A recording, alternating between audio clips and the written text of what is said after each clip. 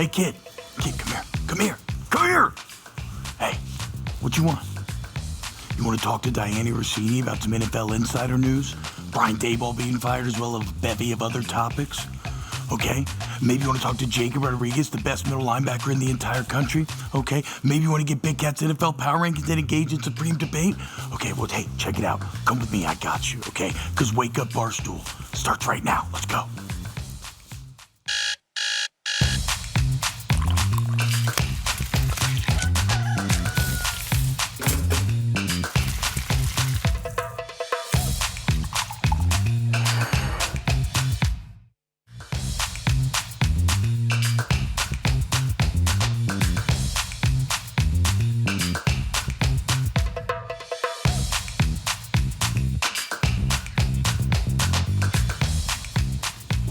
What's happening, guys? Welcome in. Wake Up Barstool. It is Tuesday. Team Up Baby, Big Cat, Eddie, Steven Cheah. No Nicky today. He is out on assignment.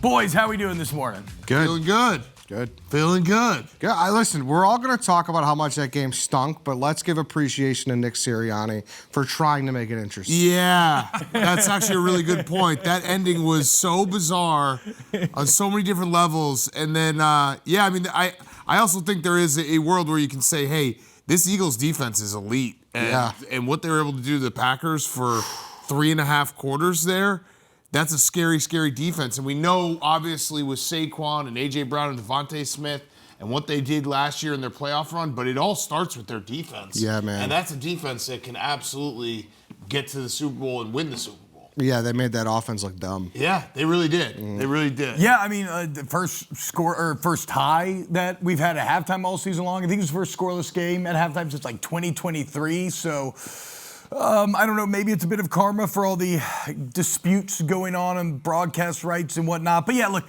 that was, we talked about it on yesterday's WUB. For the Packers, they really needed to win that. Being at home Monday night, if they wanted to make us believe that they could be contenders, that seems to be falling apart. Now there's even questions of, are they a playoff team? Whereas the Eagles just look like what the Eagles have been for the last, except for that collapse of 2 seasons ago, this has been the Eagles now for almost half a decade. Yeah. Like, they're just the elite, they're the NFC team to beat. They're the NFC Chiefs. They are. There will be some questions still this morning, I'm sure, in Philadelphia about Kevin Patullo and his play calling, because that's the big issue with the Eagles right now. Do you feel comfortable with their play calling? Do you feel comfortable with how they're moving the ball down the field? Because sometimes it looks great, and that Devontae Smith touchdown was awesome, but sometimes it looks horrific, and you get stuck in long down and distances, and it feels like it's just not working. So that would be the big question. But the defense has kind of figured itself out, and yeah, they're a really good team. They'll be there in late January. I can almost guarantee it. Well, and the hallmarks of any championship team are like, do you have the ability to adapt to the situation at hand, right? And the Eagles can.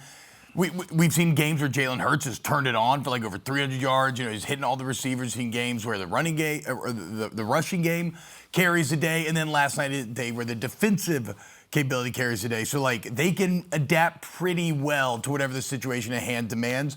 Cheah, what does the data say about last night's game? I mean, it was a bit of a snoozer, 10-7, but something overlooked maybe. Is Saquon Barkley still done?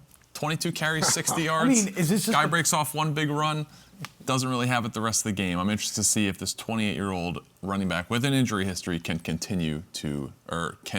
to thrive this season after having such a great year last. So this stage here on FS1 is just for you to support your own. Yeah, I don't think the question is he still done implies that it's been officially declared that he's done.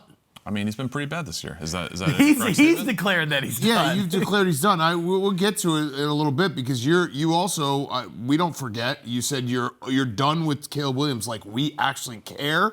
I don't care what you're done and not done with, but I would like to talk about it because you're so wrong. I would love to talk. Oh, I'd love to talk about it as well. Great. You're going to tell me they play bad defenses. Whoa, boo-hoo. You're one of my Twitter trolls right now.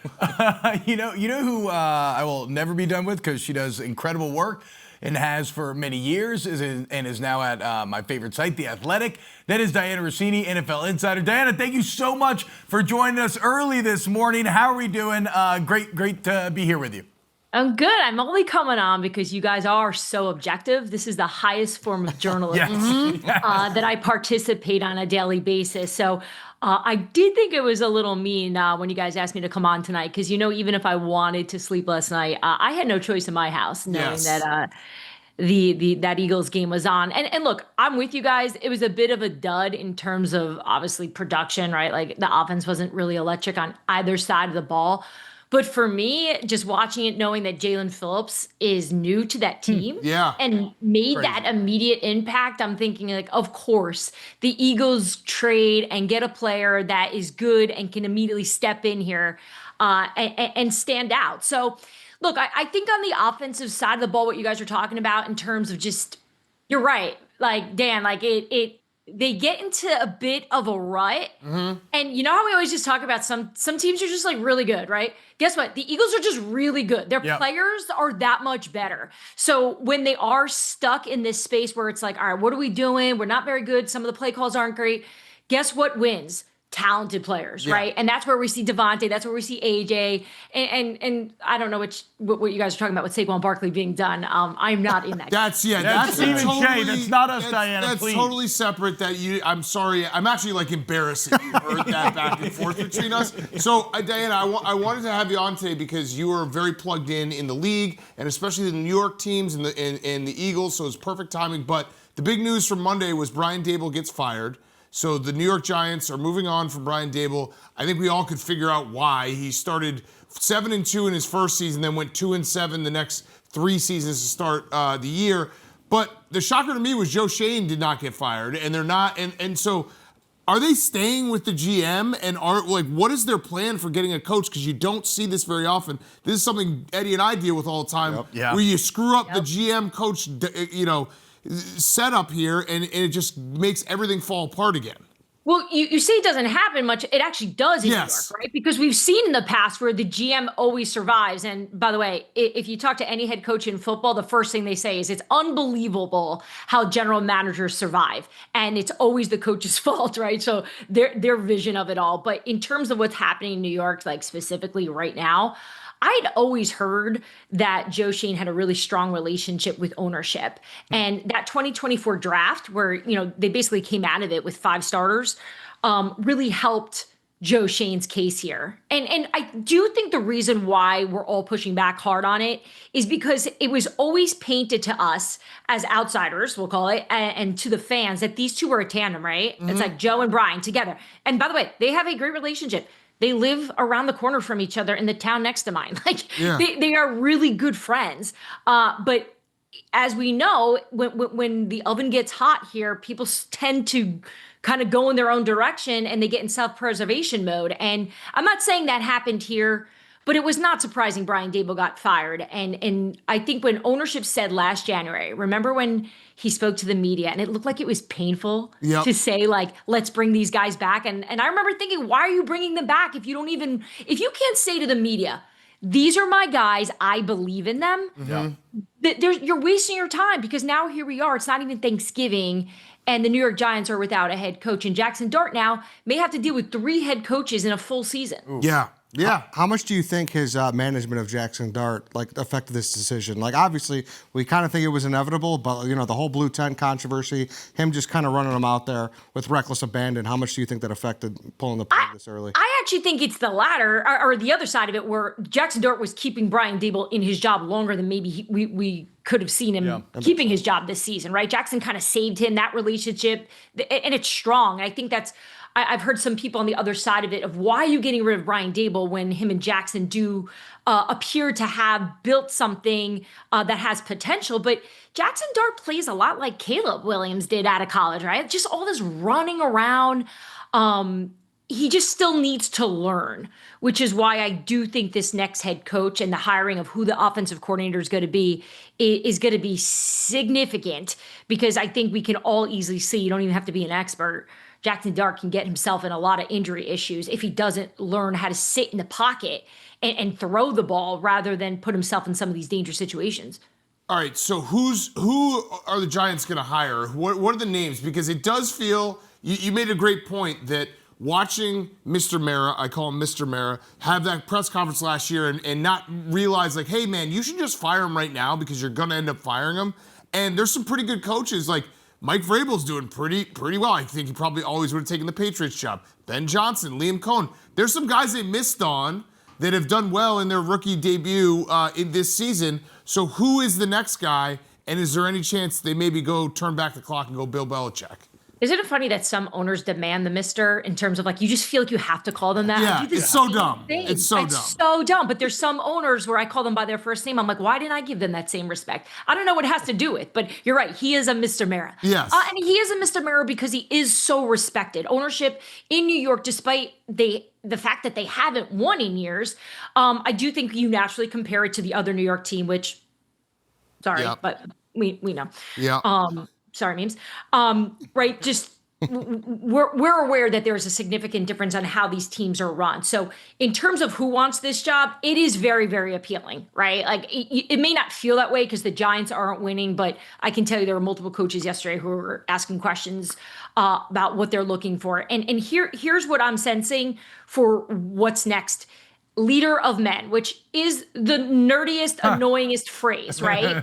Right? I can't stand it because I remember even in the offseason spending time of trying to define it, right? Like, what does that mean? And you know, we think Mike Tomlin, you say Mike Vrabel, right? But I think the reason why we say these people, let's just use this Patriots as the example because it's fresh and they are having success. It's the idea of the tandem of what they have. They've got the leader of men as the head coach, holding everybody accountable, holding all the best players accountable, coaching both sides of the ball, and including special teams, just being part of all of it. But then you've got Josh McDaniels, who's focused solely on the offense. I think for the Giants here, that's going to be what they need here because the offensive-minded coach didn't work here. And I've heard over the years that there needs to be more accountability on both sides of the ball. They need somebody here to sort of grab control of the team as a whole. And so who comes to mind? Lou Anarumo is the name. Anthony Weaver, right? Anthony Weaver's the defensive coordinator for the Miami Dolphins. Lou's obviously in Indy. Lou, if you remember, interviewed for the job with the Giants before they hired Brian Daboll. But they obviously went in the direction of Daboll. Look, Matt LaFleur is the name that is spicy to say right now, right? Because he is employed by the Green Bay Packers. But what if he becomes available? I think we can all agree here. He is an exceptional coach who would get an opportunity like that if there was a chance there. But I think in terms of the characteristics, this is all about an accountable one. Wait, will they interview Bill Belichick? Here's why I don't think Bill Belichick is a real candidate. It has nothing to do with Jordan and all the other stuff. It's because from what I understand, when Bill was trying to, get a job in the NFL, he wanted more control and he wanted to get rid of some of the people that worked in the New York Giants front office and behind the scenes, people that are related to the Mara family, people that have been there for decades. And that's not something ownership was down for. So unless Bill has changed and is like, okay, whatever, man, like I'll take whatever I can get. I just think his stock is low and just like it was 2 years ago or a year ago. So with all that said, there's no chance on Kafka here? Yeah, we like Kafka. Yeah, like local guy. He's been rumored for jobs before. Yeah. Like, does he get a fair shake? Look, it's always hard for an interim, right? I mean, Antonio Pierce is the only one I've seen that name floated around, as well as an idea. I don't have that intel. But look, this is the time of year where you're going to hear some wild names, right? We're going to hear some college coach. We're going to hear a lot. But I think this was something. And this is just from talking to people with the Giants over the last few weeks, they didn't want to do this, right? You have an owner, he's sick, he's dealing with some stuff personally. I do think they believed in some of the stuff that they were doing. At one point, right, before that collapse against Denver, especially as someone that lives in this area where it's Giants land, it was like they were going to the Super Bowl. That's how good it felt because you have Scadaboo, you had Dart, but then everything just fell apart here. So I don't think there's been a lot of thought, guys, on, all right, who are we going after? Everyone wants the answer now, but we've got 2 top quarterbacks in football now that were picked in the first round who don't have head coaches that started the season with them, right? We got Cam Ward in Tennessee and now Jackson Dart in New York. Has enough time passed where our coworker John Gruden is a name who's going to be considered in head coaching searches? What's up, Steve? All right. Hey, Dan. All right. Like pop up. You got a little desk. Yeah. Just there. You're adorable. Is this like the get up version of Hembo? Are you like the stats guy? I just like to keep Steven, like, I love Steven. He's on basically half the shows I do. I like to keep him a little distance away from him so, like, he doesn't get too comfortable. If he was sitting over here with the big boys, he'd start throwing some wild stuff out there that we can't have on TV. You got to keep him on his toes. Outside the Saquon Barkley horrible take, usually the stuff you're sharing and saying, if I'm listening. Twice this year, so. If I'm listening, or by the way, tough loss for you on Sunday, huh? Bucks stink. I mean, hey, it's the meat of our schedule. We're pretty beat up, so we're getting through it. Something's going on with Baker. I got to dig on it, right? Yeah. Something. Oblique. You think? I know. He's saying like Steven he Scoops. No, he doesn't have a scoop. Scoops. They said that. Didn't he say it? I listen to all the press conferences. Yeah, so that's not a scoop. You just listening to the press conference. It's okay. We do that. You're a perfect insider. We do this all the time. We listen to the press conference. We take what the coach says and we tweet it. And everyone's like, "Oh, she got it." It's like, the coach I just add the word per source, and meanwhile the coach said it like a minute ago. Yeah. So cheap. We got to stop. You know what? We need to start policing that. Like, if we start doing that, call it out. Be like, yeah, just heard that from the presser. Thanks. John Gruden, look, he's Roman, right? Like, his name is out there. It makes sense to me from what they would need in terms of someone coming in there being like, this is how we're going to be running stuff. But I just don't know if the New York Giants are there. I do think John Gruden will be a name, though, that we will hear this offseason when we start talking about the hot coaches. Talking to Dianna Russini here on Wake Up Barstool. Dianna, I don't know if we've ever met before. My name's T-Bob. It's nice to meet you. I know Chase pretty well, your co-host there on Scoop City. But I want to ask you about Joe Burrow. Okay, he's returning to practice right now. What does his future look like for the rest of the season? Does he have any impact on the rest of the year for the Bengals? Yeah, I was a little surprised actually that he is now set to go. I know we were all reporting when he had the surgery that the timetable says this. It's going to be early December or mid-December, but I just think these health timelines are so hard, the injury timelines, because they are so varied. I mean, just look at Brock Purdy, right? Mm-hmm. So Brock Purdy has the turf toe. He doesn't get the surgery, but he kind of sees what's happening with Joe Burrow. He's like, he's a little conservative about it. And then every single week we think he's coming back, or he looked good in practice, and then all of a sudden the pain comes back. And now here we are where Brock Purdy may be coming back this weekend. We still don't even know officially. So I use that example as, yes, this is great news that it's this early and that it was out of practice and we saw him throwing the ball. Awesome. I'd like to see how good he looks running around and playing the quarterback position before we can really get excited. And of course he wants to be out there. Joe is a beast, as you guys know. I can't imagine how hard it's been for him not to be out there. And look, we saw so many shots of him where he doesn't look happy. So I'm sure a lot of this is the competitiveness in him and just trying to get out there. Dianna, you mentioned Matt LaFleur being kind of an interesting name there. And that's not one that I think like the casual NFL fan would consider, because you just think about the Packers and we kind of crown them early on, so maybe lose sight of it. Like, what's his current standing with the franchise? And is there a threshold or a dynamic that if it happens that Matt LaFleur could be out in Green Bay? Yeah, they are a type of organization that doesn't like a lot of excuses and wants to win now with paying Jordan Love and believing that he's the guy, and Matt LaFleur having tons of success with him. This isn't a coach that has lost a lot of games. I think you're right. We give them the benefit of the doubt all the time because we know they've got great leadership and he runs that team well. But obviously losing to the Eagles at home and the offense just looking I don't know why I thought malnourished. That's not the right word, but they just didn't look as sharp as they should be looking at this time of year if they really want to compete in this division. Yeah. So it's certainly a name to watch. At The Athletic, Matt Schneidman is our beat reporter that covers the Packers, and he actually tweeted that last night. Like, I think we got to start thinking about whether or not Matt LaFleur is in trouble. Oof. Jeez. Diana, last one. Obviously, Brian Daboll gets the attention with that being the news yesterday, but the Jets had a crazy trade deadline last week, kind of punting on the rest of the year, basically. Is Aaron Glenn, they have a first-year GM, and Aaron Glenn being a first-year head coach, are they all in still on Aaron Glenn? Yeah, that is definitely been made clear to us that the Jets are allowing them to run the show and build a New York Jets team the way they want to build it.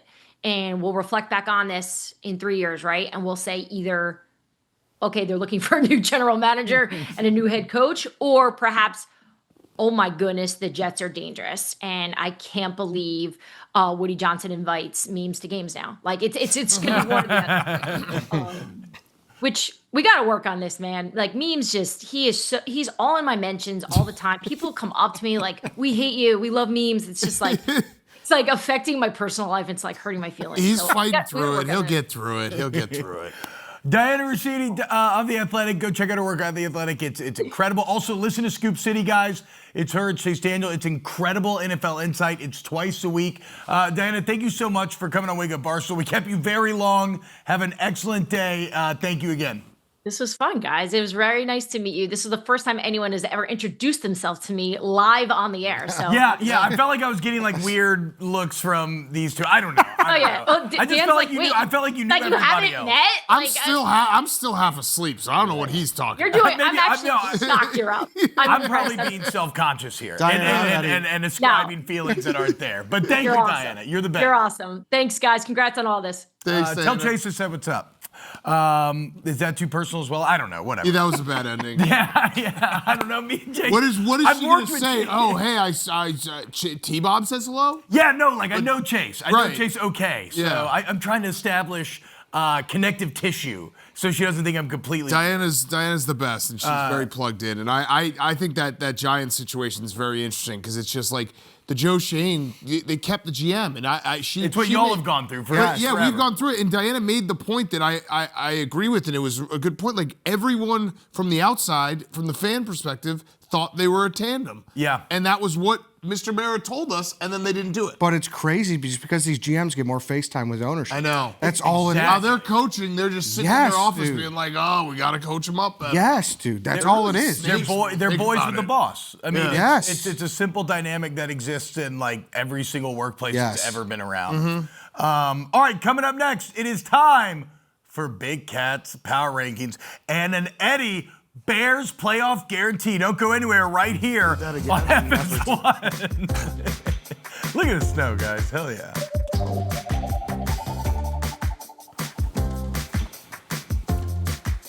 What's up, guys? Welcome back to Wake Up Barstool here on FS1. So in this job, I think you listen to a lot of sound bites and clips and press conferences for inside information. I still don't know in almost the 15 years that I've been doing this that I've quite ever heard a coach be as honest or say what Patt Narduzzi said when asked if this weekend's Notre Dame game was a must-win for Pitt. Do you feel like this is a must-win for this team when it comes to something? Absolutely not. It is not an ACC game. I'm glad you brought that up. It's not an ACC game. I gladly get beat 103 or 110 to 10 in that game. They can put 100 up on us as long as we win the next two after that. But again, our focus is on Notre Dame and getting as many wins as we can. Brother, you can't. He actually is right. That's the thing. He's telling the truth. He's telling 1,000%. He's also like the problem with this press conference is he is correct. Pitt has no chance if they have no chance of getting an at-large bid, so they can't beat Notre Dame and then lose an ACC game and still get in. Right? No. They have to win. Is their path? They have to win their ACC games and win the ACC championship. So the Notre Dame game actually does really not matter for them.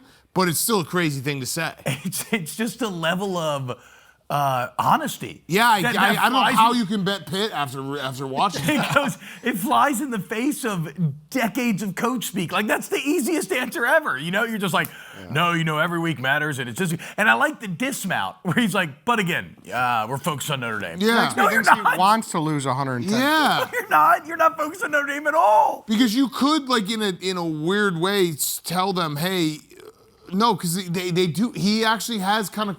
He's cracked. He's right. That's the problem. He is correct. If they beat Notre Dame and then lose one of their last 2 games, they will not get into the playoffs. No. At first, I was like, is he shading Notre Dame? Is this a conference thing? But then the more he went, I was like, oh, he's just like, no. The way it works out, it doesn't. The game actually does not matter for Pitt's playoff life. Mm-hmm. It's almost like the question almost just broke something in him that caused him to just answer it too honestly. I mean, so this is where we are, by the way.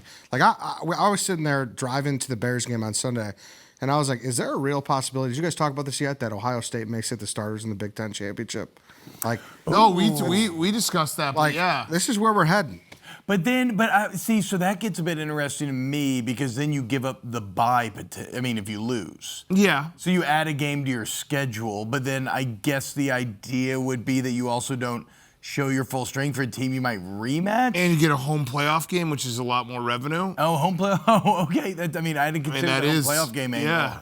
Still, Yeah, you probably still want to buy. Conference championships mean something too, Yeah. though. I mean, like, it is. Conference championships are. I don't For know. sure, like, but you still this get is- rings. You still this- get rings for that. Eddie is right in the grand scheme of point that what Pat Narduzzi just did on this press conference is the downside of a 12-team playoff, and I am a fan of That's fair. 12-team playoff. That's fair. I think they should have gone to 12 teams. I like having more teams involved. I like schools, like getting a berth into the playoff is a big, big deal for these schools, as shown by Pat Narduzzi, that getting into this playoff is more important than beating Notre Dame, which is something, 10 years ago, that just doesn't get said. Beating Notre Dame, the way college football used to work, your season, if you can do it, if you can stack a 9-win season, a 10-win season, if you have a big win against a Notre Dame or USC, that becomes kind of the crowning jewel of your season. Yeah. Now this game is irrelevant, and it's unfortunate. I think the trade-off is we do get elimination games in other parts of the country right now that are going to be great on a Saturday where, like, Texas and Georgia are playing. Texas has to win that game, Are they out? most likely, to stay in the playoff. Yeah, they're out if they lose. Oklahoma and Alabama are playing. That's going to be a very consequential game when it comes to the playoff. So there are other spots that you can look at and say, at least we get these type of games. But he's kind of hit exactly the problem with 12-team playoff, is that you do get a game like this that is completely inconsequential for one side who has no chance of getting in as an at-large. Well, and also, look, if you're Pitt, an ACC championship is still a very big deal for your school history. It does not happen often. Your season's been a crazy year. I mean, Eli Holstein was thought to be one of the best quarterbacks in the entire country coming in. For whatever reason, it completely ends up falling apart. You had Louisville beat you up 17-0. You blow that game. You somehow lose to a West Virginia team that you are much better than. Then all of a sudden, your freshman quarterback comes in and everything changes, and now you're hot and you got a chance. So again, Narduzzi, no lie told, but what do you tell the locker room? Yeah. I mean, what Jay's is like, the line in this game? I have to bet.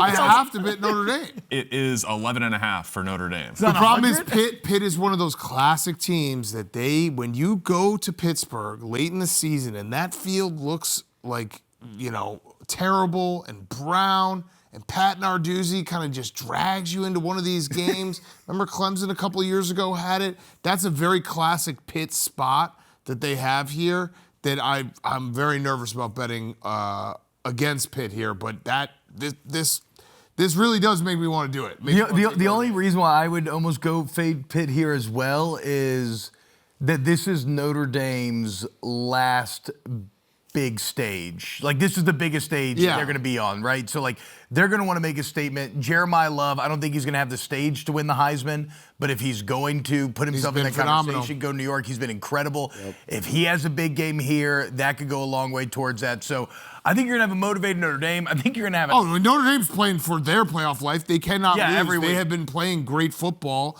Their defense is completely turned around.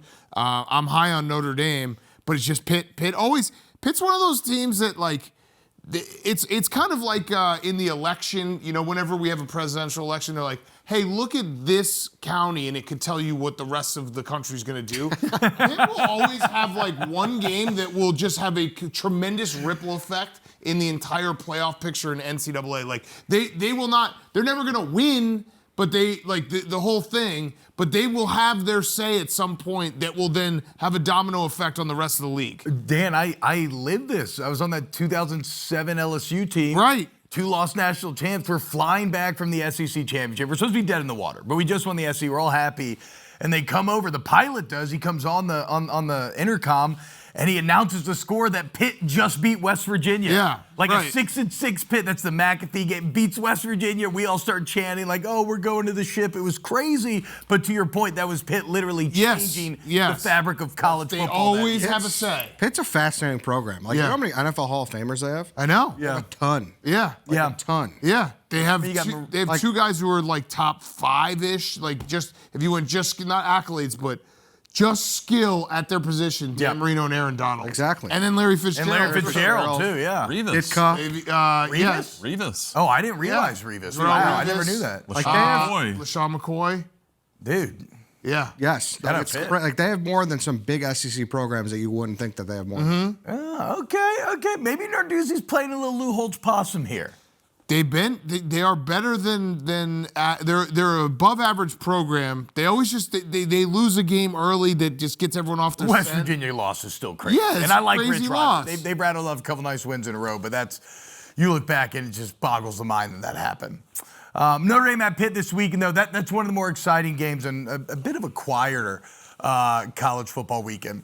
All right, when we get back here on Wake Up Barstool, it is time for Big Cat's NFL Power Rankings. And now, I apologize, but now we'll get to Eddie's Bears playoff guarantee. So you're not going to want to miss that. Don't go anywhere here on FS1. This is Wake Up Barstool. Look at the office, looking good.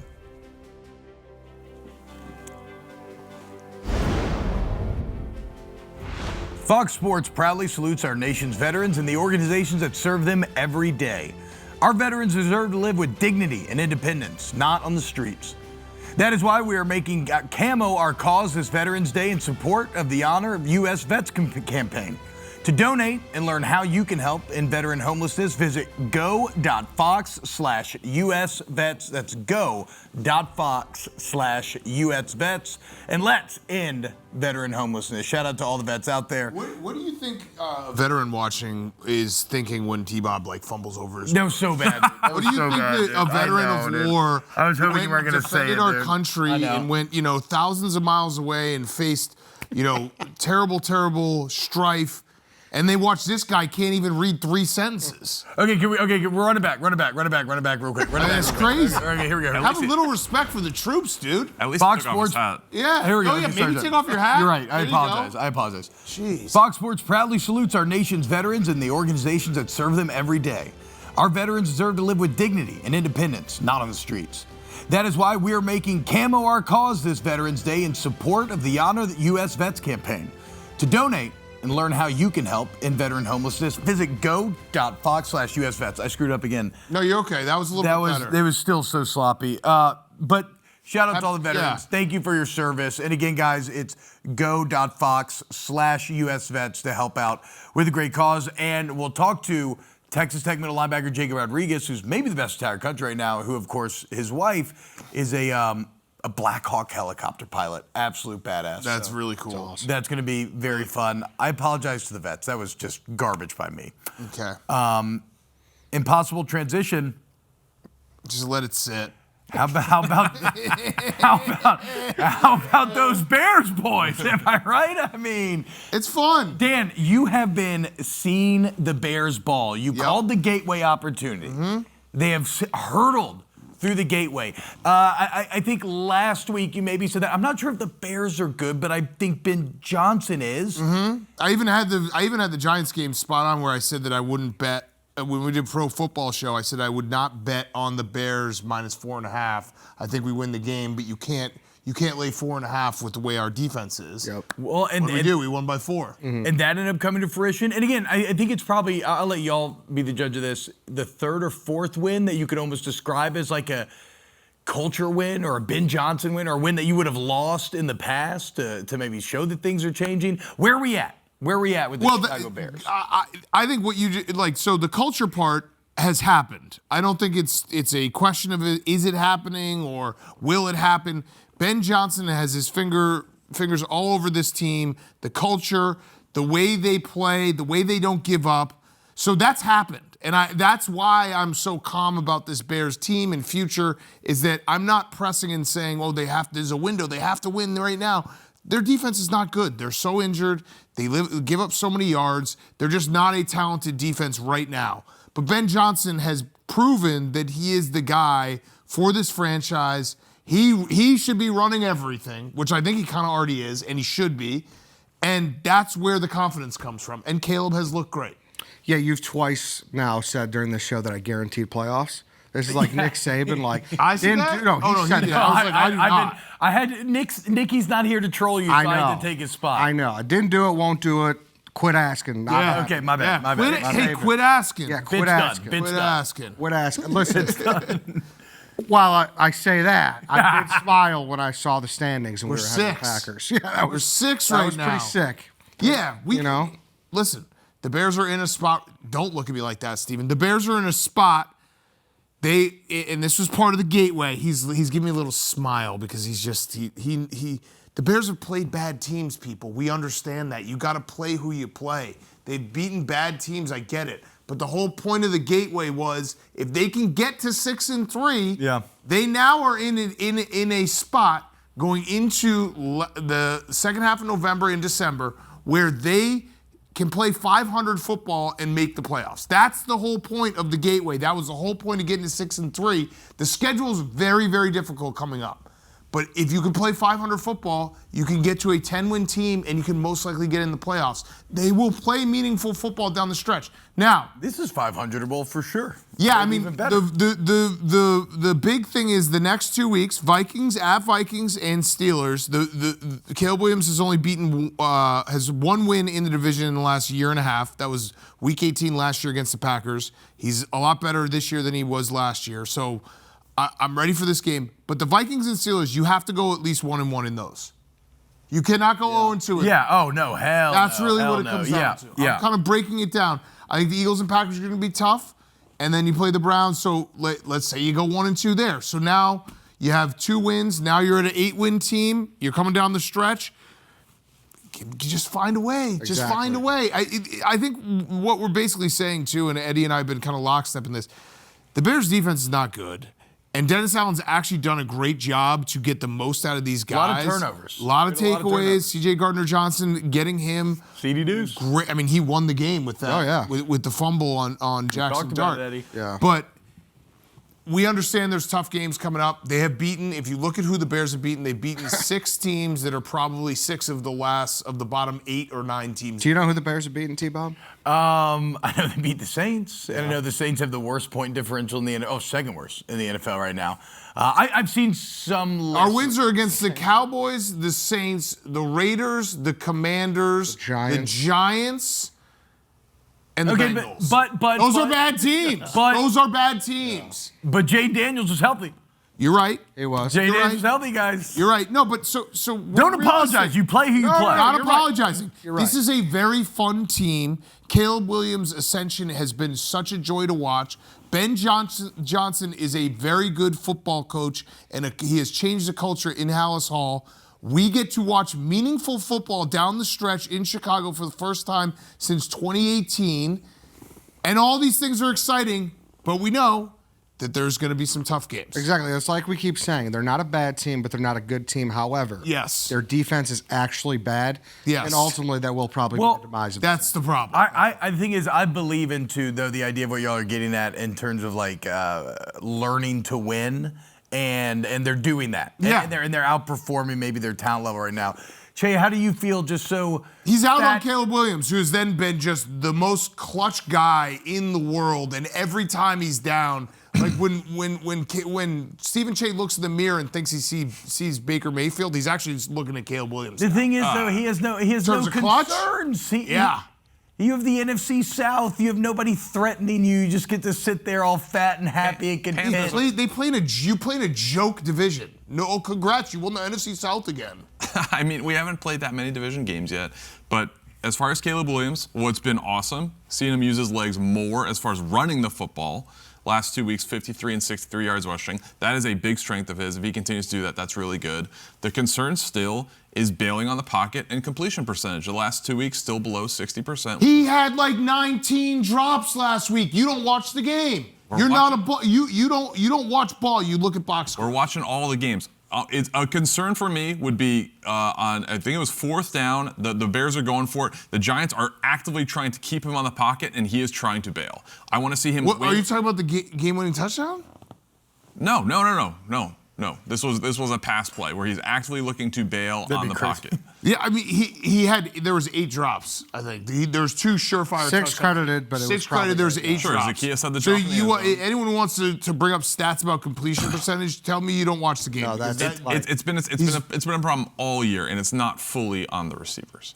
Also, Caleb, this is an offense where you have to throw. Oh my God! Again, I don't think you're watching young the quarterback. game. He's learning to win. Like more Ben Johnson time on task. Like it's box score. These are fixable problems. Listen, this is something that people are going to have to get over. There are a lot of Caleb Williams haters out in the world. You're going to have a conversation with them. You're going to have to sit down, family members, friends, people in your life who are Caleb Williams haters who cannot get off that take, okay? Because they're going to look foolish soon, and they are looking foolish right now, but this guy gets more hate than anyone in the NFL, bar none. He can't win a game without people bringing up completion percentage and bailing out of the pocket. He wins football games. He's won them in clutch moments in, 3 or 4 weeks now? 3 or 4 weeks, back-to-back weeks. He's taken his team down the field in clutch moments. What happened on Sunday? They're down 10. The Bears are down 10 with 6 minutes left. Caleb Williams drives them 91 yards, then 53 yards. We won that. But completion percentage. We won that game because of him. Yes, and the Bengals game. That throw to Colson Loveland. So have a conversation, America, with people who cannot stop hating on Caleb Williams and tell them they got to start changing and acting right because it's crazy. The guy gets so much hate. This Thanksgiving, they're like, no Caleb Williams at the table, okay, guys? What he did on Sunday, if you watch the game, was phenomenal. And yet he still gets hate. It's the red zone watchers, the box score watchers. Yeah. If you watch the full body of work, the full 60 minutes, you can't tell me Caleb wasn't awesome. And we are 2 guys sitting here who have had moments this year where we've been very honest about Caleb Williams. He's had games and he's struggled. He's not a finished product. No one's saying he's a finished product, but he's been judged so harshly by so many people. It's crazy. They got Caleb Williams derangement syndrome is a real problem. Hold on, we got to get the Pat. Wait, okay, Jay, what do you want? To be fair, I'm not saying he's terrible. I'm just saying the way he plays is not a scalable way to win the Super Bowl. Okay, well that's not we're not here there yet. Why? Okay, no, hold on. Because he's going to have to win from the pocket, and he has not shown that he can do that yet.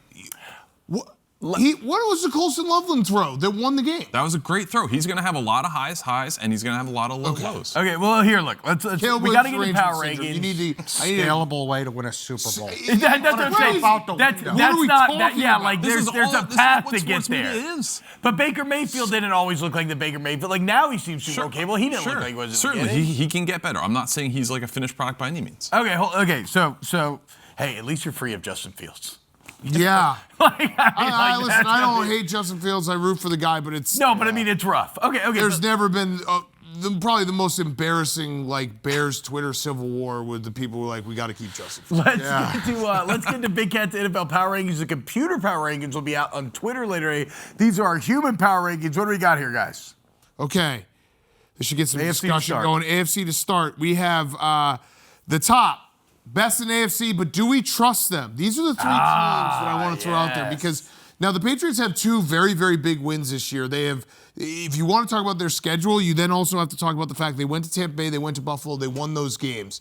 But there's obviously their schedule is not great, so there's questions about do we trust them.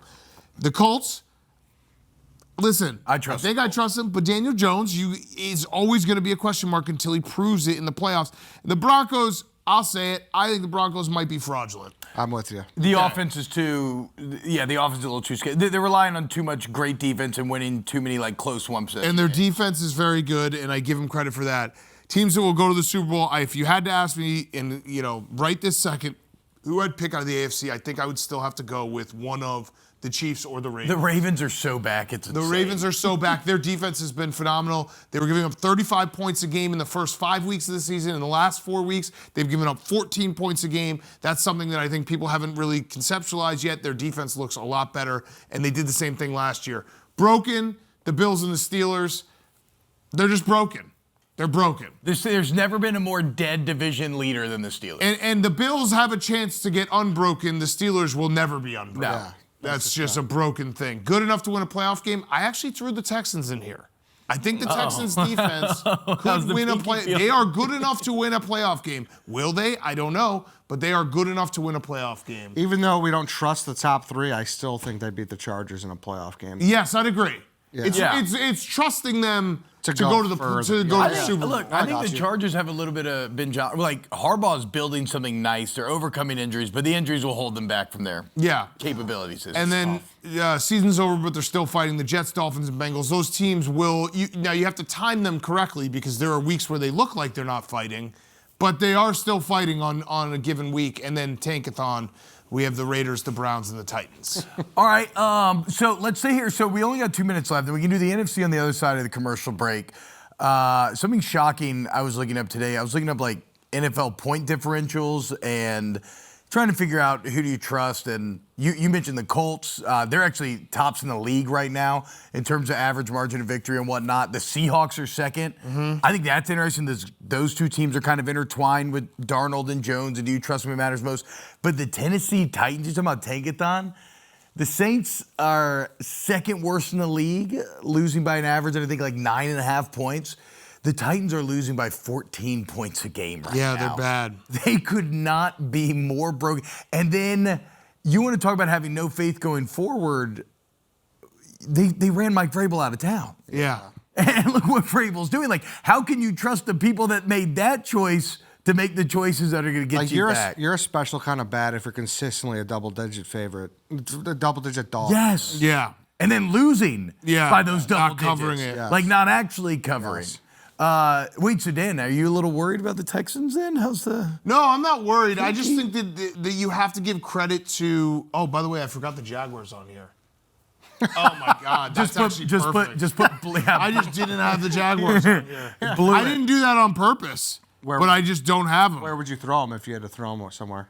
Maybe broken? I don't know. Or their own... Like, don't ever trust them because the way they blew that game against the Texans. 26 points in the fourth quarter for the Texans. And I know, like, the final play makes that look a little more funny and lopsided, but shout out Davis Mills, went to my high school. That's the only team I missed. The only team I missed was the Jaguars. Yeah, no, I just think the Texans' defense is phenomenal and will keep them in games. And if they can get C.J. Stroud back and healthy, that's a team that could... Their defense can win them a game. That's really what it comes down to. That unit is special. I mean, what they did, I know there was some short fields early on in the game against the Jaguars, but what Danielle Hunter and Will Anderson did in that fourth quarter, 2.5 sacks, and basically they got them back into a spot where Davis Mills can then go and win the game. They forgot about Davis Mills. Davis Mills, go Spartans, GACS. Hour 1 of the books, hour 2 coming up. We still got the NFC Power Rankings. We got Jacob Rodriguez. We got plenty more here on Wake Up Barstool.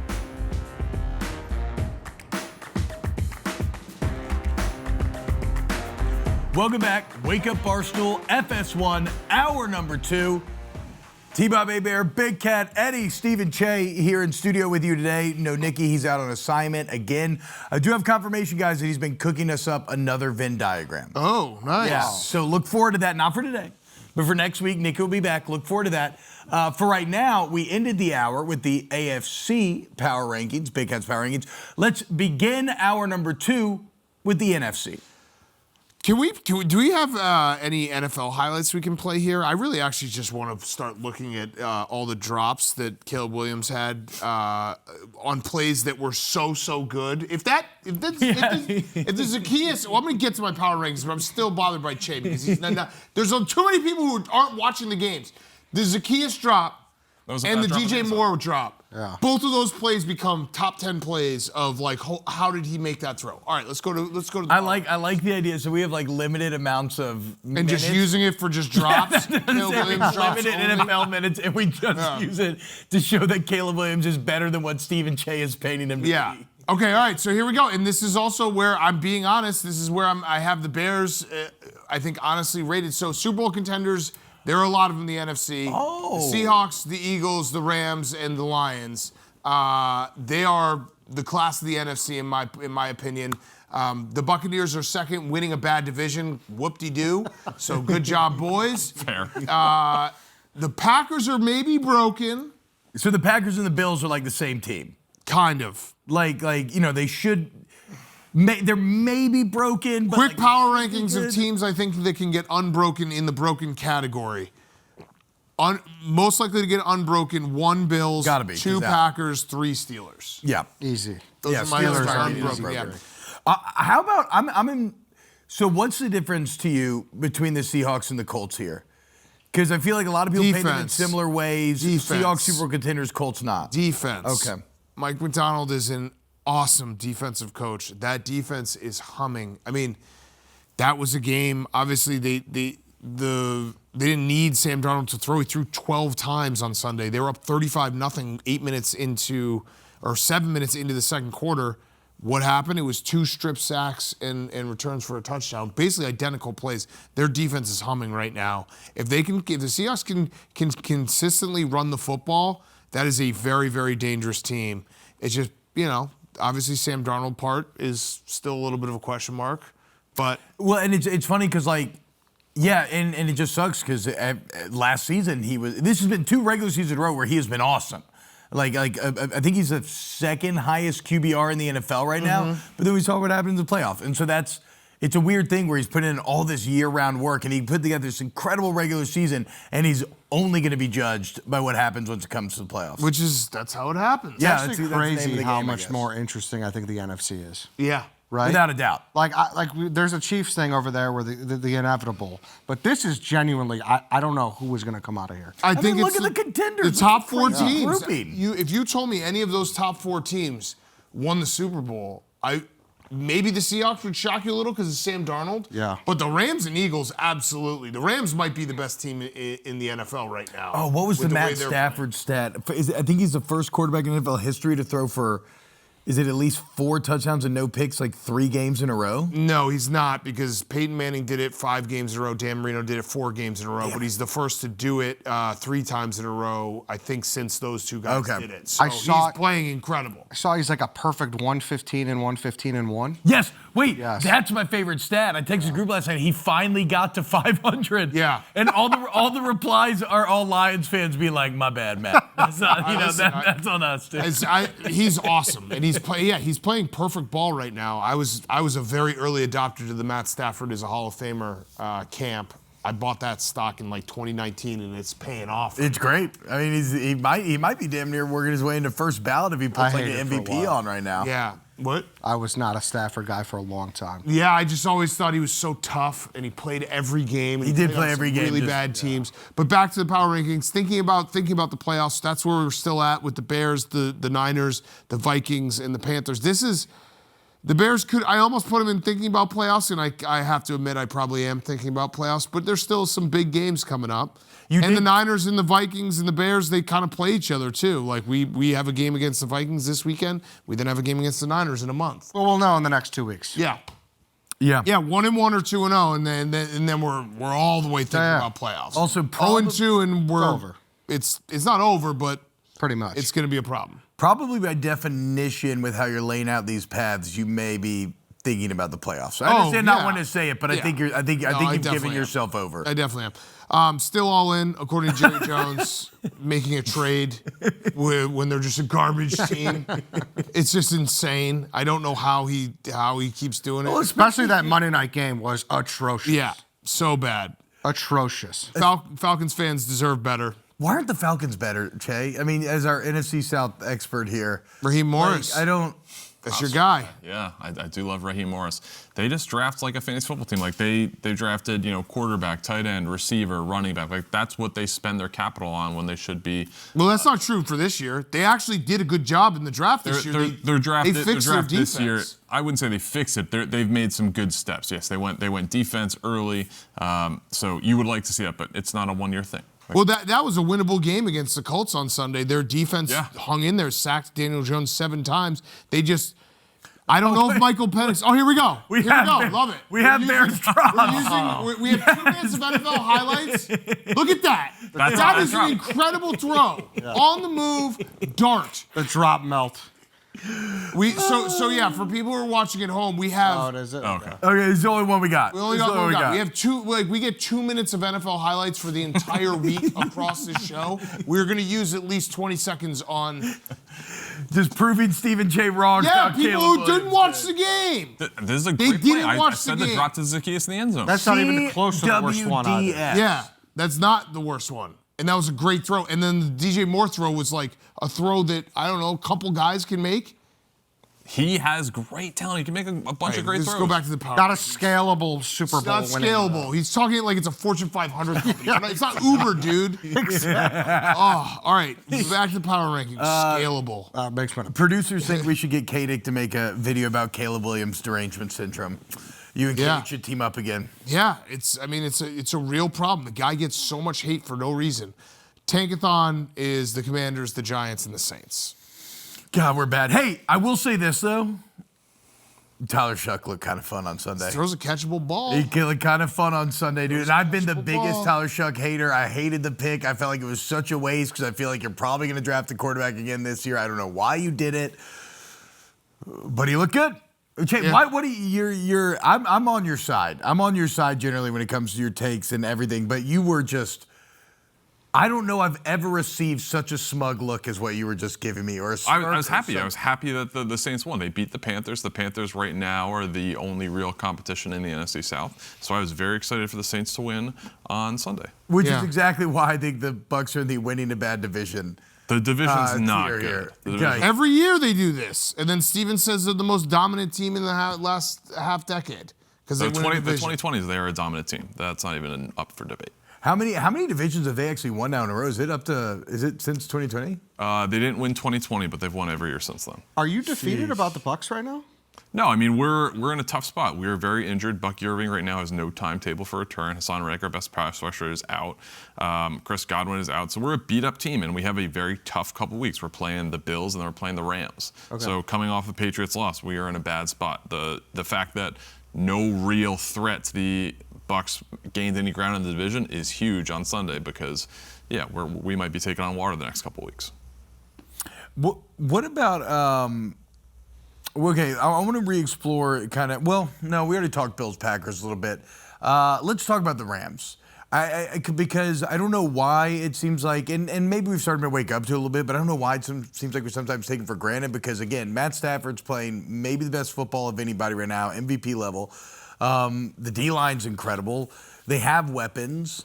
Like, if you look at the NFC right now, is it just the Eagles stopping the Rams from being the number one favorite? The Seahawks, obviously, this weekend's going to be a very big game. The Seahawks are playing the Rams. But yeah, I mean, look at last year. The Rams were the team that played the Eagles the best in the playoffs. They gave the Eagles everything they had. It was Saquon Barkley, busting a couple crazy runs that won the Eagles that game. He doesn't do that anymore. Yeah, and it's just the Rams are so good. They have Puka Nacua, who is just an absolute monster. They run this 13 personnel all the time now where they have 3. Look at those guys. They're right there. Yeah. The 3 tight ends that all look exactly the same. And then you have to wait until they pop up of who actually scored because you think it's Tyler Higbee, but it's not. It's another Tyler Higbee. So, yeah, they're really good and their defense is awesome. I don't like that you didn't bring up the Lions, though. I'm dying the Lions. No, I love the Lions. I love Dan Campbell. Shout out Kelvin Shepard. That's my dog, the DC. I guess I'm kind of like Sam Darnolding them a little bit. I'm like dinging them for last year's playoffs for letting the Commanders come in and whip their ass like they did. The Lions, to me, are very simple, and this is not a knock on the Lions. It's where they're going to end up in the seeding. Because if you tell me they can get two playoff games at home, then I'm buying the Lions to make a deep run. But I think if they have to go on the road in the second round into maybe even a cold, like they're just kind of a different team. I mean, path is going to matter a lot. Yeah, it's right. It's going to be interesting. Like I think they're a very good team. I think they have absolutely a chance to go to the Super Bowl. I just think they might need those first 2 rounds at home. Yeah, I just love Gibbs so much. All right, coming up next, guys, Awesome. Let's talk to the best linebacker in all of college football right now. That is Texas Tech's Jacob Rodriguez live here on Wake Up Barstool.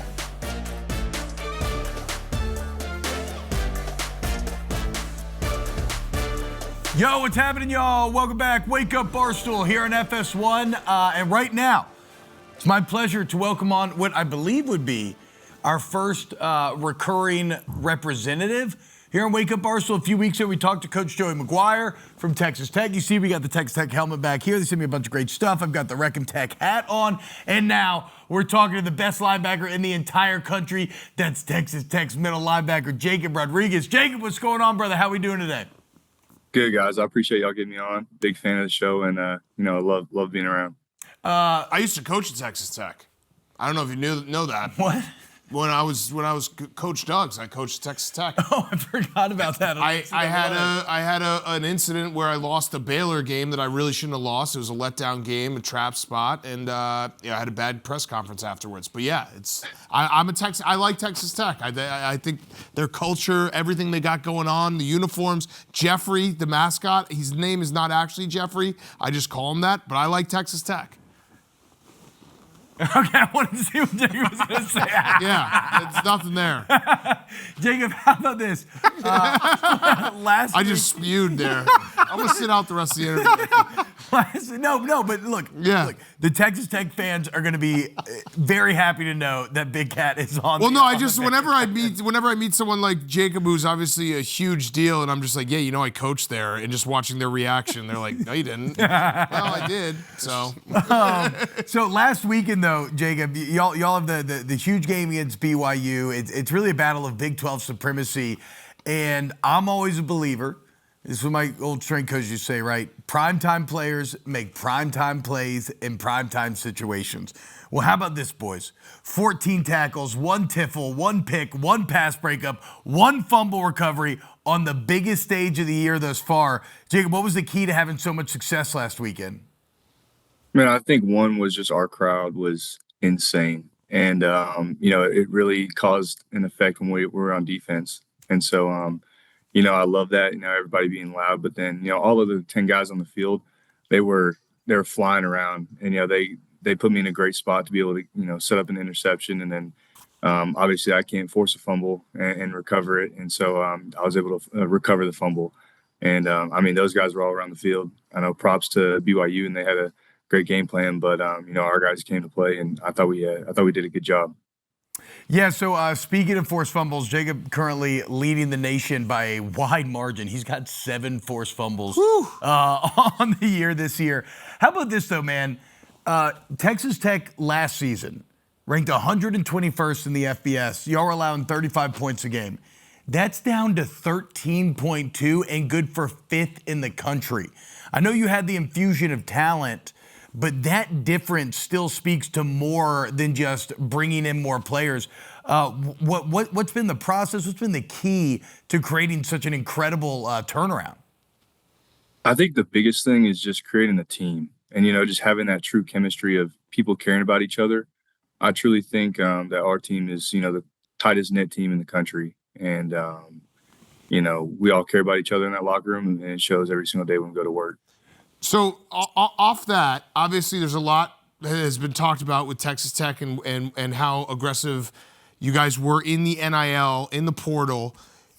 How was building team chemistry when it's a lot of new guys, a lot of guys making money? How does that work out? Because it's probably a little bit more like the pros, even though you guys are still in college. But I take your word for it because you guys have shown it on the field that your team is that tight-knit.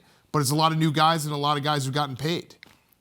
Yeah, I think it comes in a couple different stages. I think the first thing is, who we recruited. We recruited great people. They're great football players, but, first, they're great people, come from great families. And, we really appreciate them around. And then, two, their want and, inspiration to pour into the culture and want to buy into a team. They didn't just come here to, want to just have one more year and then go pro. They wanted to, have, a family that they can lean on and people they can be around who they trust and care about. And so I think we just hit home runs with who we brought into the building. And then, they did all the hard work, leading up to it. This might be a dumb question. Like, how did y'all do any like off-field activities? Is it just do working out? Like, how did y'all create this chemistry where even though it is a lot of new faces, you can sit here and say that that we're the tightest knit locker room in the country? Yeah, I mean, off the field and on the field, we always kind of mixed up whatever group we were in. So if we were lifting in the summer, it wasn't just, the inside linebackers lifting. Interesting. It was, multiple different groups, and then we'd kind of switch it up through the summer. But then, Coach McGuire loves eating, and so we all love to eat because we have so many calories, every day. And so, every single Wednesday in the summer, in the off season, we would all go out and we would we'd have a different group go to a different restaurant in Lubbock. And so we just kind of rotate with, 10 to 15 guys and coaches, and we'd all just kind of go throughout. And it was kind of just our meal on Wednesday that we'd get. And so, just learning about like everybody from, different upbringings, who they care about, and all that stuff. And I think it just brought us so much closer. The forced fumbles, is this something like, is this a point of emphasis from like your position coach, or have you always been just a guy who has just went for the ball? I mean, I feel like as a defense, you don't want to ever be on your heels, and you always want to be trying to attack. And the best way you can do that is trying to take the ball away. And so that's why we don't call it turnovers, we call it takeaways. Hell yeah. And so if you're, actively hunting the football, good things can happen. And so the only way that, you can get all these recoveries and cause all these things is if you're giving all the effort you can. And so if we got guys around the football able to pick it up and, knock it out, and it's the best thing for us. And so it's something we practice all the time, punching the ball, trying to rip at it, do different things you do in practice. And it's, Coach McGuire always sends us a text every week or every day of the week. And, whether it's a video of somebody punching the ball out or picking it off or ripping it out, he always sends us just keep the takeaways on mind. Hell yeah. Love that. Jacob, you started your career at Virginia and you played on the offensive side of the ball. How does that experience and perspective change what you do at linebacker? Yeah, that was a long time ago, but I loved my time at Virginia, and I kind of played all over the field on offense. And I think the biggest thing is it helps kind of just pre-snap a lot of the stuff that I can look at and see where, what defense we're in and where we want to be attacked, and kind of where I can, cheat my leverage a little bit to give us the best advantage I can. But I loved my time at Virginia, and loved all the people there. But it's been such a long time and a wild ride since then. So here on today's show, we are celebrating Veterans Day. We're trying to support, ending veteran homelessness. Again, guys, you can go to go.fox/USVets if you want to get involved. And very famously, I'm sure you get this question a lot. It's all over game day. It's all over the game day broadcast. But your wife, Emma, a Black Hawk helicopter pilot. This might be the only time I've ever interviewed someone who I could say is the best linebacker in the nation, yet his wife is more like badass than he is. How did y'all meet? How did this come about? How did y'all two fall in love? Yeah, we actually met out of high school. And Okay. so it was kind of when I met her, she had already had her dream driven on going to West Point and, being in the Army. And so I was just kind of, hoping to be along for the ride. But yeah, she's the best. She's the coolest person I know. And, I'm so thankful I get to talk to her and be around her as much as I can. Has she taken you in the helicopter? So I've gotten to go in and check it out, but I haven't actually been able to go up in one. We actually, as soon as she graduated from flight school a while back, she took me up in one of a little Firefly. And so that was cool, but I haven't been able to go up in a Hawk yet. Do you play any video games? You play like Call of Duty, and then she comes home and you're like, babe, I've been at war all day. No, I'm not a big video game guy, but I got a bunch of my friends who play all the time, and so Big Cat is. Yeah, He coached at definitely. Texas Tech. If you Yeah, I don't know if you know. No big deal. But yeah, it's probably because I know Call of Duty is a huge deal. Well, the new Battlefield just came out, which is like more like vehicle based. So yes, there's a lot of people at home right now truly believing they know how to fly a helicopter. Right, and I can pretty much confirm that's not true. Emma can though. Emma absolutely can. Yes. Jacob, I want to ask you one on the way out here because I think y'all are just in a prime spot. Obviously, you got to focus. You got to finish the fight. But y'all are in a really good spot. I believe y'all are a national championship caliber team. We will see over the next few weeks. But take me back to Arizona State. Tough spot on the road. Freshman quarterback who's been good. He's really good coming in that Utah game. But that's a hard ask. You lose that game. What was the key to responding so well? Like, what was your message to the locker room to now bounce back and put yourself in this position after that setback? Yeah, I don't think there was a lot that needed to be said. I feel like everybody kind of had similar feelings. And we have this 24-hour rule. Whether we win or lose, we get to, look at the tape and go over it for 24 hours, and then it's on to the next. And so, because we have such a mature group, I think, there was no question that we were going to, get ourselves up and dust off and go right to work. And so I think, that week of practice was the best week of practice we've had. And so I think that loss for us was the best thing that could have happened. And, you never want to lose, but, at that point, looking back, I'm just so thankful for that. And it gave us opportunity to get so much better because I think this team can, this team has so much more left in the tank and we can play at such a higher level. And we know that and we believe that. And so I think that was just, kind of a wake up call for us. Texas Tech, Jacob Rodriguez, best linebacker in the entire country. Jacob, thank you so much, man. Thank you, guys. Appreciate it. Love the time. Shout out to the Red Raiders. And again, guys, we are trying to end veteran homelessness. Go.fox/US Vets if you want to get involved. Have I made up for, do you think my good job. Okay, I'm There you go. Look. Lone Star State minus Baylor. The Baylor game was a problem. I might have had an edible and then it fell apart. I played in the middle of the afternoon. It was a bad scene. God, I remember it was like it was during COVID and I was like, oh yeah, I'm not even going to stream the Baylor game. Everyone's like, you got to stream the Baylor game, and then it all fell apart. The Coach Doug's era is so wild because I was still working in Baton Rouge at the time, and like people about town were legitimately excited when you were going. We didn't have sports, yeah. Like, I remember being one of like 40,000 people watching Twitch live, watching LSU No, play my in first a national championship was 100,000 people watching. It was filling the Rose Bowl. That was crazy. So crazy, man.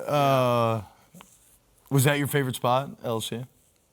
I don't know. Tennessee, we had it rolling. Yeah, And then going fair. back to Toledo was nice. Yeah. And I did love Texas Tech. The Texas Tech fans, they sent me a bunch of gear. They like embraced me. They were one of the coolest schools I went to. All right, shout out Coach Doug. Shout out Texas Tech, who, by the way, real national championship threat. More Wake Up Barstool coming up on the other side. What's poppin', Bears Nation? Spencer Locke, co-pilot, RC-135, proud to serve at Offutt Air Force Base, Nebraska. Like any other good Chicago suburban, all I want for Christmas this year is some shredded cheese. Bear down, baby! Awesome. Love it. Yeah. I thought they was going to swerve at the last second. Yeah. I feel like I might get clowned here. What is this shredded cheese? It's Packers. Oh God. Okay. Yeah, I'm an idiot. All right, great. It's not your way. Never mind. We're not gonna clown you because we're just more feel bad that you couldn't. I mean, I can't believe I stopped the entire show for that. I should have just acted like I knew what was going on. All right, Eddie, save me here. Take us away. You can start our Supreme Debate. Yeah, I'm actually like not kidding about this. I think Brian Daboll should join the WWE. Oh. Yeah, like listen, all coaches need a rehabilitation project. Like Lane Kiffin was funny on Twitter. People came to like him. True, we love Lane now. Yes, obviously like Gruden with his thing with Barstool. Like I loved when Daboll was lovable. Yep. You know, like when he was that guy who pulled up in the pickup truck with an ill-fitting suit and went to his opening press conference with the Giants. I'm just running through angles in my head of him being like in a faction with the Ryan brothers, or maybe he's like Bam Bam Bigelow. I was just he has major Nephew. Bam Bam love it. Bigelow Exactly. vibes. He's got to put the weight back on, though. Yeah, for sure. Maybe he is, he does something with Butterbean at WrestleMania. I don't know. Regardless, like, there's been way too much controversy, and I hate to see him go out like that for a guy who was like, we wanted to ride for. Brian Daboll is one of those coaches that I know the record has to matter, the in-game management has to matter. I don't know why my earpiece is still in. The in-game management has to matter. I still think he's a good coach, but you also can't make an argument for it at this point. Yeah. Do you know what I mean? For sure. Does he have to go to coordinator? If he doesn't go to WWE, does he have to go to coordinator rehab? He might have does to. Does he get another headshot, do you think? Well, that's the biggest rumor, right? He's going to go right to Buffalo, be an analyst or something. Yeah. If they're Yeah. broken. I just That's think, true. Yeah, he's going to be good there. So I think he gets another shot at a coordinator for sure. I don't know if he gets another shot as a head coach. I don't think it was a good idea, but the Saints gave Dennis Allen another shot, and that I didn't think work out at the all. second shot guys, I guess he did win a playoff game. Has there been a second shot guy that worked out that had like a overwhelmingly bad record? Definitely. Whoa. You mean for the first shot? I'm saying first shot, they have an overwhelmingly bad record, a la Daboll, Allen. When they get the second shot, has it ever worked out? It definitely didn't work out for Allen. I don't know if it as bad as Brian Daboll's record. That would be. It's tough. It's tough. Because I don't know. We'd have to do some research. I just always maybe like. if our data team could do something. In the air, he said Pete Carroll, technically, but, Yeah, but I don't know if that was like his bad. I mean, Daboll was really bad record. Yeah, maybe it's just too bad to give him another shot. I just always like the fact that, like, I remember even when he was at Bama, you could say, like, run Daboll, because they were mad they were throwing too much anyway. Yeah. We'll see what our data shows up if we can find someone. Everyone always just obviously talks about Belichick, but he wasn't bad. No, they made the playoffs wasn't too. a bad Cleveland, record. right? Yeah, Daboll was Bama's OC, right? Before I think before he went to Buffalo. Yeah, he went to Nick Saban conversion camp. Yeah. So I just hope I want the Daboll. I like that. Maybe he should go back there. Yeah. That's what Lane did as well. Lane was funny on Twitter, and he went to the Saban halfway house. Maybe Daboll needs to do WWE and the Saban halfway house. All right, my supreme debate. Or do you have data? No, the first one the top two that came to mind were Tony Dungy and Andy Reid, but both were good. Very We're good. great. Good in Yeah. their first stops, but not super. Yeah. Yeah, but if I'm gonna Bill find it. Belichick. I'm gonna find it. You guys supreme debate. I'm gonna Bill find it Belichick right and the now. Browns first. I'm gonna find it right now. Bill Belichick Browns is a pretty good one. All right, supreme debate. Is Brian Kelly a toxic ex? So this is a news story that's starting to develop. I said at the time when that LSU decided to move on from Brian Kelly, that there were a lot of rumors and whispers and allegations that he was going to accept a settlement, and that was sort of the LSU expectation. Well, now we have reporting coming out that Brian Kelly's team rejected settlement offers of $25 million and $30 million and will be seeking the entire $53 million remaining on the contract. And another wonderful little toxic twist that is sure to make this LSU job look even worse and have more drama play out in public. LSU's team yesterday, after Kelly's team comes out and says they're seeking the 53, LSU's team says, hey, look, we never officially terminated you when we said we were moving on from you. And so now we're telling you that we're terminating you and we think we have cause. So it's like, I don't know exactly what's going to happen, but it appears that LSU believes that they have some point of leverage to use against Brian Kelly and to try to win in court and get him to accept a lesser buyout. I love this. They didn't fully fire him. Yeah, how great is that? No, we just announced it. By the way, I wasn't able to find it out, but it popped in my head. Todd Bowles, dude. Todd Bowles. Todd Bowles is a perfect That's example. actually the That's perfect your example. coach. Yeah, that Todd is your Bowles. coach. Don Shula, who left the Colts. Todd and went- Bowles is went- your coach. He was bad at the Jets. You should have probably been on Bulls. He had one good season with the Jets. Did he? Brian Daboll won a playoff game with the There. Giants. Mike Shanahan, Pete Carroll, Tom Coughlin is a great example. Super Bowl winning coach second time around. But he was good with the Jaguars. They made that AFC championship. Yeah, they right? won the AFC Championship game. Yeah. Talk about bad first stint. Todd Bowles may be the best answer there. Brian Kelly, though, this is going to get messier and messier. Bro. LSU love it. should be the best job out there, and it's just disgusting. Well, Brian Kelly's just not a likable guy in any facet. I think that you just need to figure out a way if you're LSU to get this into like an actual court with a jury. If people just see Brian Kelly if you have like a 2-week trial with Brian Kelly in the same room as you, you're going to be like, yeah, we rule against that guy. Yeah, but I don't you get in bed with Brian Kelly, you expect him not to go for all his money, you expect it to work out well for you. I mean, again, they must think they have some strong leverage. But I'm with you. A coach is always going to fight for all that money. Yeah, but this is also a tricky spot for LSU because you don't want to come across as cheap and you don't pay out their buyouts because they're looking for a coach right now. It's all awful. You have the governor. You have the governor firing a successful AD because he didn't like him. You have the governor firing the coach, and then you have the governor talking about how we need incentive-based contracts and everything. Who's the favorite right now? It's all up in the air. The locals are harboring dreams of Saban. That ain't happening, I don't believe. It'd be awesome.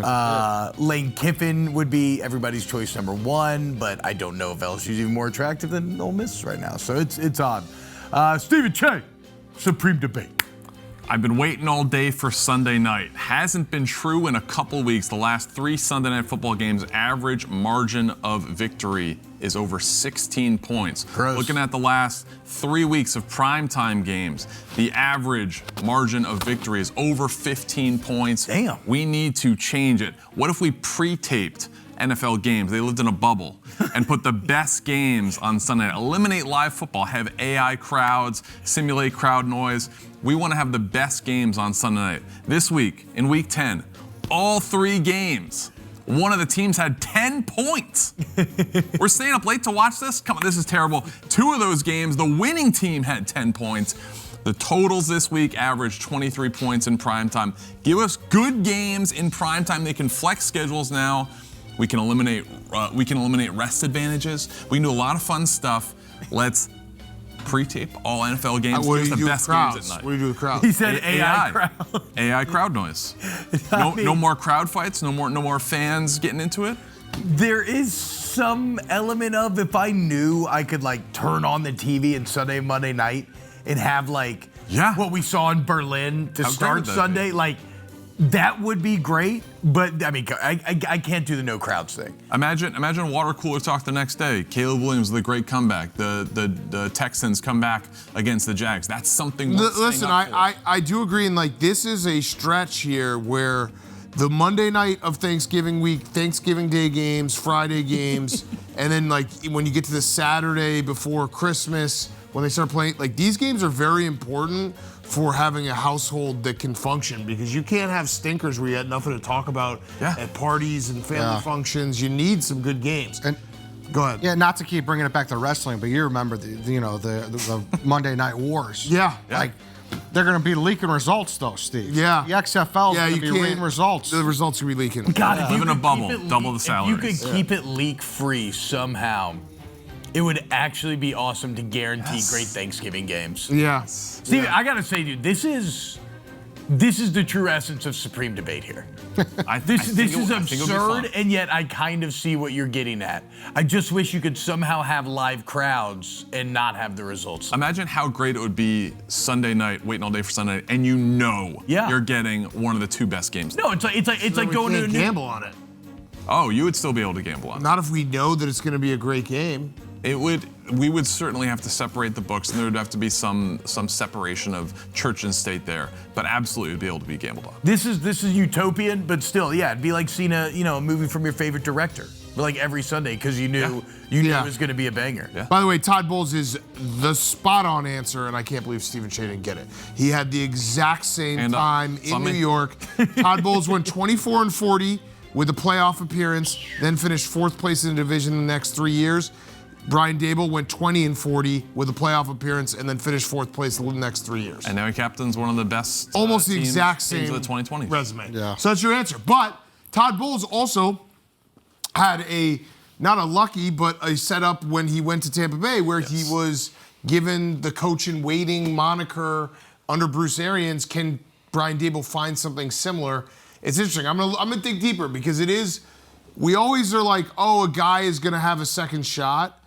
But how many guys lose that many games to get a second shot? Not many. Not many. Not many. All right, coming up next here at Wake Up Barstool, guys. Ride or die. Tell you whether or not we agree with some of the hottest sports takes out there. Keep it locked right here on FS1.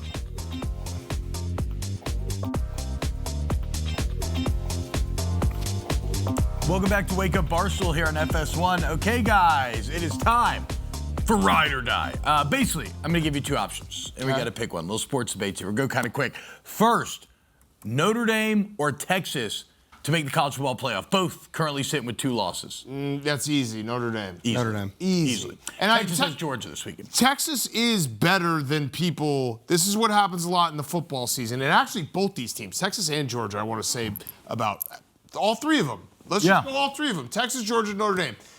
You get a perception. Something happens early in the season. Everyone kind of gets off your bandwagon. They get off the scent. And then you turn things around, and it takes a little bit of time for people to realize it. Arch Manning is in that category. Notre Dame's defense is in that category. Notre Dame's defense, I think, in the last 7 games has only led up 21 points total in the second half. And there's a lot of garbage time in there. Yeah. So their defense has turned it around. And Georgia, their offense is a lot better than people kind of have Gunnar figured out. Stockton's a gamer. Right. So high-leverage gamer. all 3 of these teams are good teams, but I would definitely take Notre Dame over Texas. I always do enjoy reading like the opening lines as well. I believe Texas had the second best odds to make it. They were like minus 400. Yeah. Went back in the back in Someone the- posted yeah. it recently. But Arch has been playing a lot better. His numbers don't look as bad. His game doesn't look as bad. He's kind of turned it around. I still think this is going to be a tough task because they have to play Georgia and they have to play Texas A&M. Yeah, so, I think it's Notre Dame. All right, here we go. So you have Mendoza and Sayin or the field for Heisman. I think it's Mendoza or Sayin. I think it's whoever wins that game. Especially the big moment. Yep. Like now you got that after last week. And if Sayin beats Mendoza in the Big Ten championship game, I think he'll win the Heisman. Mm-hmm. I think that will be a Heisman game. The outside shot here, to me, is Vanderbilt. Yeah, Diego Pavia, what he did with Auburn. Yep. And he puts up crazy stats like he has been lately. Like, he has the storyline to do so. I don't really like how he's been campaigning for it. I myself, I would never campaign for anyone to win the Heisman. Did you see him last night?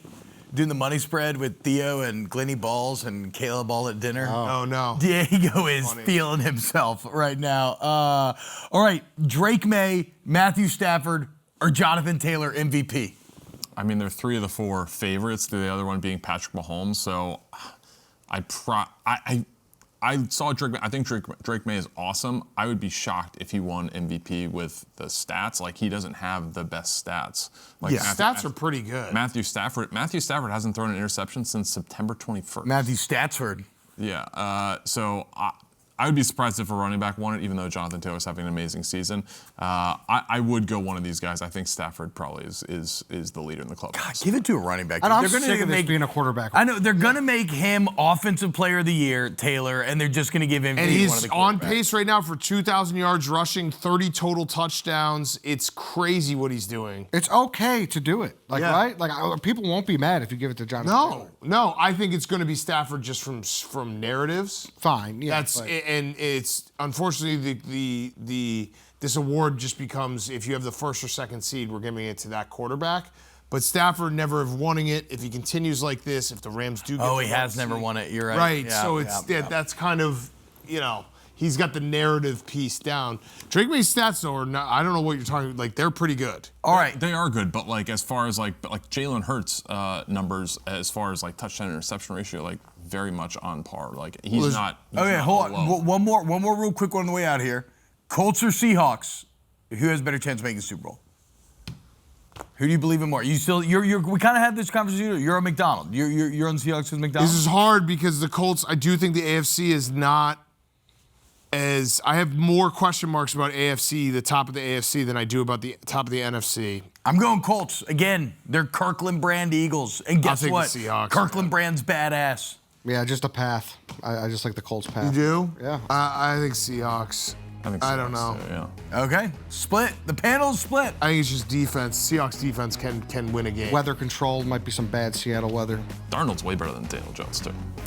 We haven't even talked about. Darnold has never won in the playoffs. Wisconsin. Coming up next. Won a game. Won a game. Here on Wake Up Barstool.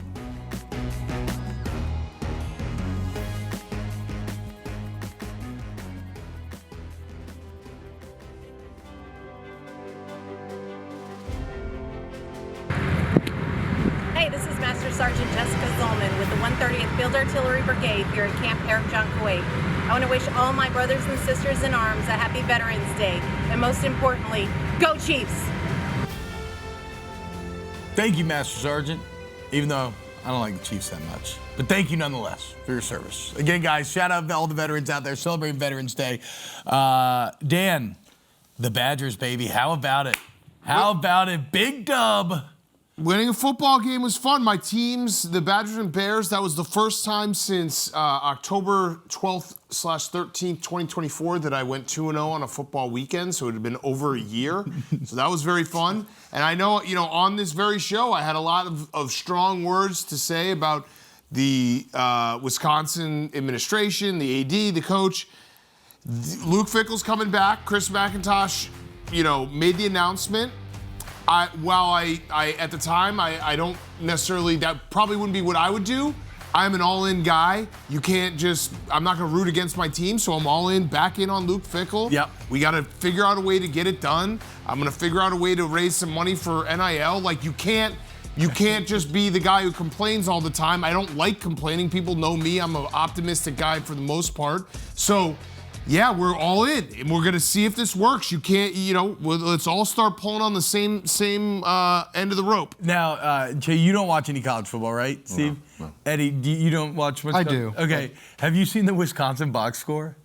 Yeah. So they beat Washington, a ranked team, 13-10. It's called winning. Here, I agree, but this is the craziest quarterback box score I you've don't think it ever was seen. that crazy. They had It's called having multiple weapons. They had 4 different players throw passes.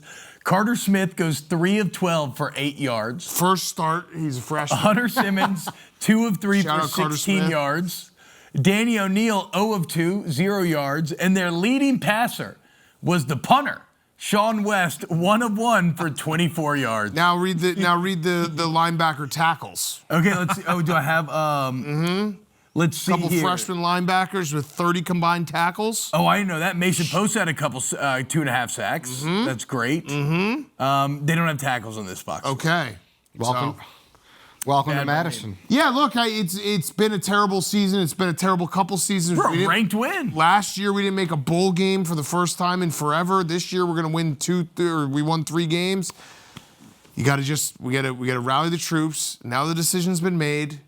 Let's get everyone on the same page. Let's win. Let's get back to Wisconsin football. Can I give a quick shout out to the NBA? 9 games last night, 6 of them 4 points or less, 2 overtime games. Look at that. Denied. NBA's cooking. Nope, take the shot out. It's football season. It's November. This is the most football you can get. That's true, but Okay. hoops is hooping too. It's denied. The Pelicans strike strike the shout out from this show. Scalable quarterback play. In a scalable world, Caleb Williams is not going to be able to get to a Super Bowl. I'll never. He leaves clean pockets. No, you just don't watch. All right, guys, we love I'll you. never forget that. This has been Wake Up Barstool. We'll be back tomorrow.